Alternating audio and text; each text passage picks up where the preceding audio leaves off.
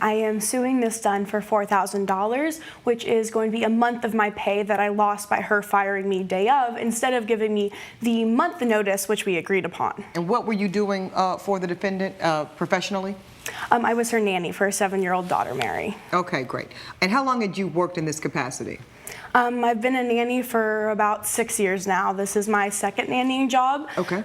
I really lucked out with the first one. I was the nanny for 2 wonderful twins from them when they were this big, when they were newborns, up until they were sent to kindergarten. They just didn't need full-time care anymore, so it was time for me to move on, although I still do keep in contact with them with holiday cards and attending some of their events. And how did you go about meeting the defendant?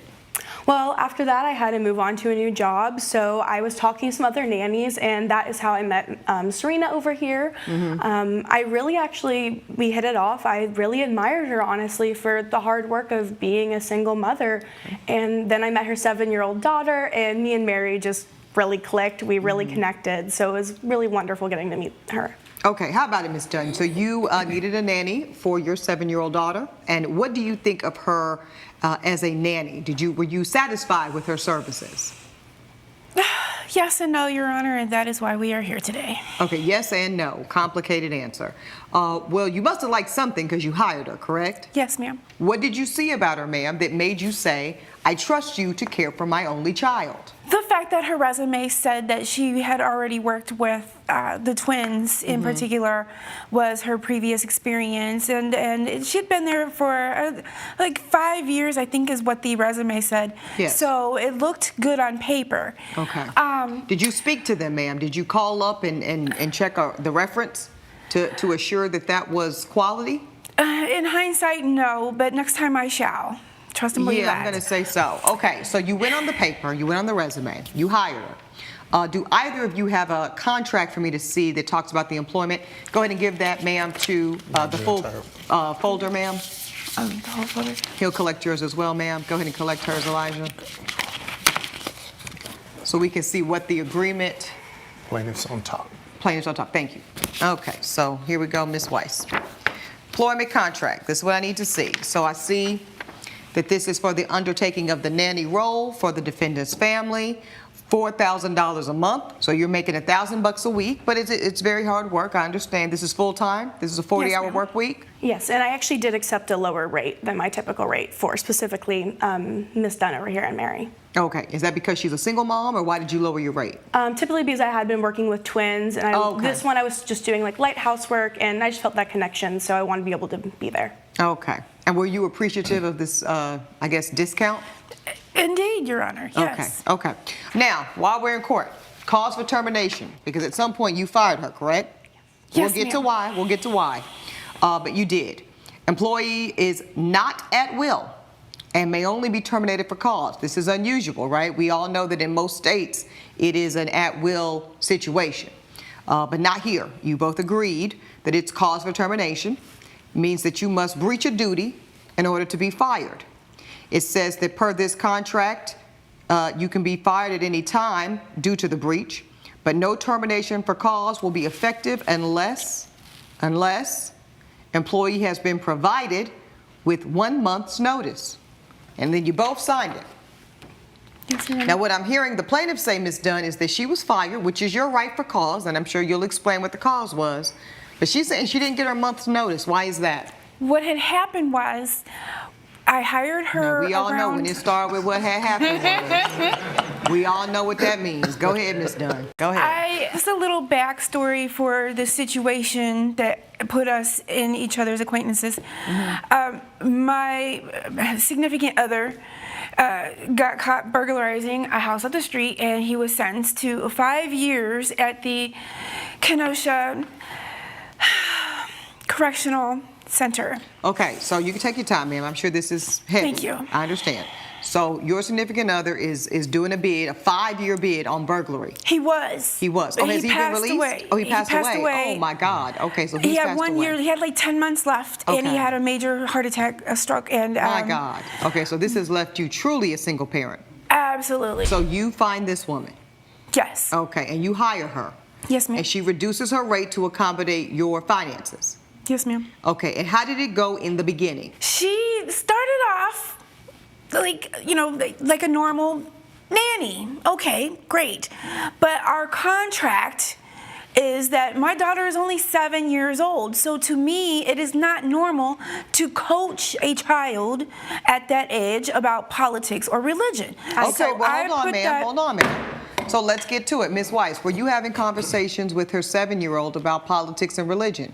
We had one conversation that did broach the religious topic, and I did apologize for my mistake. You Although- apologized to the mother? Yes, I did, and that was Okay. months before my firing. Okay, and why did this come up? Was this related to a school project? Mary asked me. The So- 7-year-old? Yes. Okay, so now we're letting 7-year-olds dictate the topic of conversation? She asked about my locket. I was wearing a locket that has my deceased father in it. Okay. And she's a very naturally very curious girl. And she asked me a lot of questions our day-to-day life. She asked where he was now. And to me, my father is in heaven. And so she asked about it. I tried to lightly give the idea that people who have like rectified their mistakes or people go to heaven. Some people unfortunately do not go there and do go to Lord. hell. I did not explicitly say anything about Did Mary's. you say hell? Yes. Now this is a tricky one. What else are you gonna tell a kid? My dad's in heaven. Could have left it at that. Could be, a generic place where people go when they pass on from the earth, right? But then to throw in the hell aspect of things to a child that's not even yours, that's definitely overstepping a boundary. I'm kind of torn on this one because on the one hand, you have a curious child, which if we know anything about kids, they love to continuously ask as many questions as humanly possible. And then you have a nanny who has to explain what happened to her father. I don't know. What else would you say if a child asked you what happens after you die? I mean, that's a heavy topic to talk about with a kid, especially a kid that's not yours. And if the mother doesn't want her kid learning about heaven and hell, I don't blame her for being upset. It is her decision what she teaches her own kid. Although, that then begs the question of, if you are hiring a nanny, do you kind of have to relinquish a little bit of control what your kids are being taught? If you have someone who's helping raise your child, you're gonna kind of have to come to terms with the fact that they are going to learn things that maybe you wouldn't have taught them from this other person. I mean, parents hardly have a say of what's taught in schools these days. What do you guys think? Would you be upset that a nanny told your kid something about religion or politics that you didn't consent to? But I did not. I did not. All right. No. Okay, so I understand, Ms. Dunn. So now this is a line that's been crossed. Yes. Because these are not topics of conversation you want introduced by a third party to your 7-year-old. Correct. And you understand that's inappropriate. I did, and that is why I did You apologize for it. apologized. And I did also make sure to tell Mary that I'm sure her father is happy wherever he Okay, is. ma'am, once again, out of order. Out of order. You don't know where that man at? You out of order. Okay, so Ms. Dunn, she apologized though, correct? Yes. And that's not why you fired her. Correct. Why did you fire her? Okay, so I was driving across town with the baby in the car, and she said, "Oh, that's the church that my nanny takes me to," and I was like, No, Great, no, Ms. Weiss, tell me that you did not take this young lady to church without her mother's permission. I did not take her to any church services. She was simply with me when I gave donations to the church. I would never take her to a church service. Okay. Well, Ms. Dunn, I will say that does make it different. She was dropping off doing some philanthropy, right? Yes, Your Honor. Yes, sir. Okay. Now, why was she actually fired? My baby came home from school crying one day because she was in PE class and some of the other girls were picking on her for having a little excessive hair on her arms and her legs than other girls her own age. Kids are mean. I think we just have to say that. Right. Kids are so darn mean. And in this social media era, they've gotten meaner. So your daughter was being bullied by her classmates around having too much hair, as if we're not mammals. And as if we don't all have hair on our arms and legs. I didn't take it as being bullying. Well, how did you take it? I took it, she just was having a bad day at school. So I told her, what you do is you look that person in the eye and see if you have nothing nice to say to me, just don't say anything to me at all. Okay. And just leave the situation alone and walk away. Okay. And That's that was good my advice. remedy. Well, she evidently relayed the same story to the nanny, and she took it upon herself to wax my baby's arms and legs at 7 years old. Whoa, that is a huge overstep. Waxing a 7-year-old? Not only is that incredibly painful, I wouldn't even want to wax my legs, but it's not your kid. It is not your kid. Why are you taking it upon yourself to change any physical aspect about this kid that you were literally being paid to take care of? Instead of teaching the girl how to deal with bullies, instead of teaching her that she's beautiful just the way she is and that she doesn't need to change anything about herself, she rips her hair out? Oh my gosh. You know, this nanny had this whole innocent act going on when I first started this case, but now I'm seeing a little bit of dysfunction showing up. And by a little bit, I mean a lot of it. That girl should not be a nanny. Now, Miss Weiss, I know that can't be true. I know that you are not standing in my courtroom today, ma'am, as a responsible, paid adult in this woman's household, and you took it upon yourself to wax, chemically remove, physically remove the hair from a 7-year-old's arms or legs. Please tell me that's not true. It was not chemically removed, but also what Miss Dunn failed to say was that it was bullying. Every day when No. I'll be the one to get her together on the context and the nature of what happened to her daughter. I asked you a direct question. Was her daughter's hair physically removed? Yes. Via wax by you? Via honey wax, yes, Your Honor. Now, what in the world would possess you to do a thing like that? To be honest, I realize why this may seem upsetting, but seeing Mary every day when I picked her up from school, sobbing uncontrollably in my car the entire ride home, this happened every day for weeks. Ma'am, nobody is confused, least of all me, around the traumatic impact of being teased by your classmates about something beyond your control. My question is why you would think it is within the scope of your privilege or responsibility to take on the actions of her daughter. Do you have children? Not of my own yet. Okay, not of your own yet, but you do intend to be a mother one day? Yes. Okay. And when that day, that blessed day comes, Ms. Weiss, I want you to tell the honest truth because she's sworn in, right, Elijah? She is sworn in. How would you feel if I took it upon myself to wax your daughter's legs without even so much as consulting you? I would have stopped the bullying first. No, I didn't ask you that. How would you feel if I violated your ability to parent because there's 2 violations. The first violation is to a 7-year-old who doesn't really have the mental or emotional capacity to consent to what's even being done to her. That's the first violation. The second violation was when you took away this woman's right to parent her daughter as she sees fit. So we could sit here all day and we could say it's bullying and it was aggressive and it deserved an aggressive action in turn, but we're not this little 7-year-old's parent. See, she is. So it's only what she says and how she sees it that matters when it comes to her daughter. Now, when you get to be a mom, okay, and I wish that for you, but that is when you can decide on sharing things like, well, we're going to remove hair from a little girl, I would say prematurely, based off of a social outcome from some mean little kids. Now, if you want to do that to your daughter, that's your prerogative because you are the parent and what you say goes. But you do not get to make that type of decision for this woman's daughter. Do you see that, ma'am? I do, Your Honor. I will say I was not aware of what she had told Mary previously.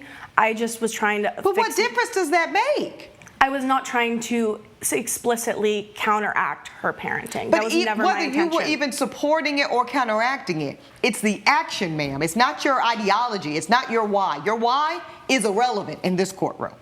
It's the fact that you went and got some honey wax and put it on the arms and legs of a 7-year-old. It's actually shocking to me that this girl had the audacity to be like, well, I would have at least tried to stop the bullying first, and then I would rip out her hair. And how do you propose you're gonna end the bullying?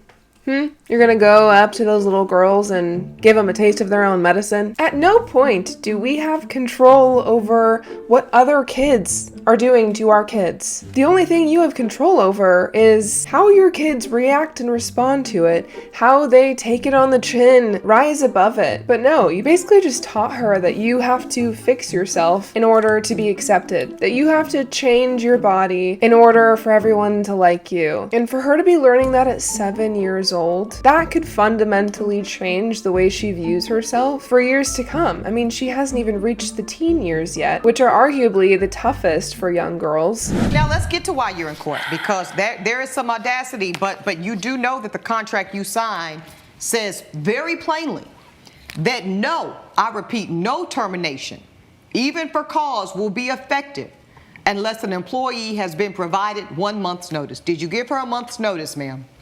No, ma'am. But she didn't give me a month's notice when she shaved waxed my daughter's legs. I understand either. that, and I'm going to address that, as you can see, very severely. Okay. But I'm dealing with you right now, because this is your signature, right? And Serena hers. Dunn? Yes, ma'am. Right? Okay. So you're agreeing to the term here of 1 month notice. Yes, ma'am. Ma'am, do you feel that waxing a 7-year-old's arms and legs constitutes a reasonable cause of termination? No, I do not. What do you think it constitutes? I completely understand her. No. What do you think it constitutes? I just want you to answer my question, because I'm about to rule in a minute. I think it constitutes that I understand her firing me, but I still think I deserve my month's wages, because that was designed to support me in that time so I can find a new job. Mm-hmm. It's a hard society to support yourself in, and that $4,000 does make a big difference in my life. Oh, I'm sure it does. And also the month contract also allows me to make sure I say a proper goodbye to the kid that I've been spending so much time with. Okay. I did not even get a day's notice. I was fired immediately. And let me I didn't get to say bye to Mary. You were fired immediately, and you were restricted from further communication with this little girl, correct? Yes, so I did not have any bye. No more words are necessary from you, Ms. Weiss. Let me be very plain with you, Madam Plaintiff. I would not have allowed you not one syllable more opportunity to engage with my daughter after your behavior. Not one. Now, Ms. Dunn, you did sign a contract that, per the letter of the law, yes, ma'am, I should be enforcing. Yes. But let me tell you why I'm not going to uphold that. I'm going to deviate from the letter of the law. Okay. Because, Ms. Weiss, your outrageous, unconscionable decision is absolutely beyond scope. It is unconscionable, and it is beyond reason when we think about the reasonable ways that a nanny should be fired. If you had fired her, for instance, Ms. Dunn, for being late, for not being a good housekeeper, using profane language around your daughter, those are the things that we normally see nannies being fired for. This woman's own words, I'm going to toss aside, because what you have done is so gross and disgusting as it relates to this sweet little innocent girl. Ma'am, you are very lucky that you are getting out of here simply with the dismissal of your entire claim. I wish I could do more for you, ma'am. But as it stands with these facts, the plaintiff's case is dismissed in its entirety. And you really, ma'am, need to reconsider and look at how you view nannying versus mothering. Nanny you might be, mother you are not. Not at this point. That is my ruling. Judge Ebony has ruled in favor of the defendant. The plaintiff's case is dismissed. Any final thoughts for each other? Well, maybe you should have stopped the bullying. Mary said you didn't even do anything to stop the bullying. Yeah. Obviously, if I felt like it was bullying, I would have took time off from my own schedule to go to her schoolhouse to address the situation. But thank you for your input. And I repeat, how is she supposed to stop these girls from bullying? I think all of us girls out there can agree that little girls are mean. And no amount of adults telling you not to do that is going to make them stop doing that. I'm glad Judge Ebony ruled in the way she did, because what the nanny did was absolutely unacceptable. I mean, she put her hands on this little girl. She could have gotten seriously hurt. I think it's ridiculous that the nanny even tried to sue for this, knowing very well what she did to that little girl. When it comes to your kids, if someone does something to your child, do you think you want them hanging around for another month because of some silly silly contract. I don't blame the mom for not going along with the contract when she found out what the nanny did. I mean, could any of you see keeping someone around your kid who just waxed them without your consent? I don't think so, but I'm really curious to know your thoughts on this case. Do you think the nanny should have gotten the $4,000? Do you think she was justified in any way? Let me know your thoughts in the comments down below. Leave a like and a follow, and I'll see you guys next time.